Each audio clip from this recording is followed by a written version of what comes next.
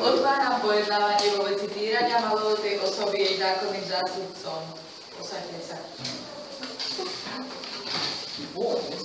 Pani prokurátorka, postavte sa.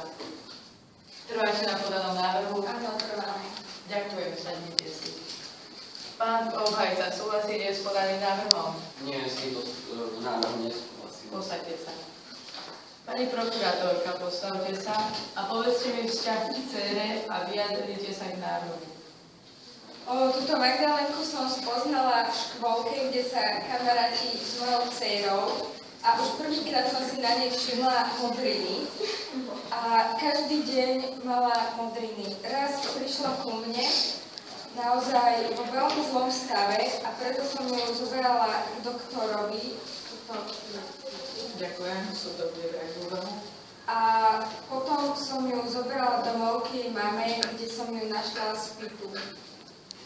Obžalovaná, postavte sa. Je to pravda? Nie.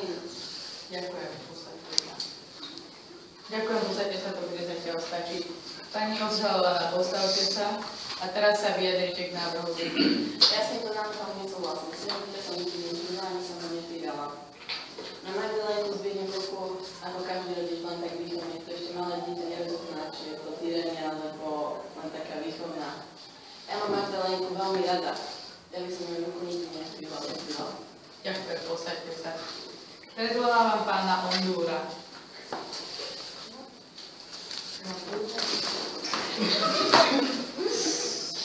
Boli ste poučení, že pred súdom musíte vypovedať pravdivo. Porozumeli ste tomuto poučení? Áno, porozumiem.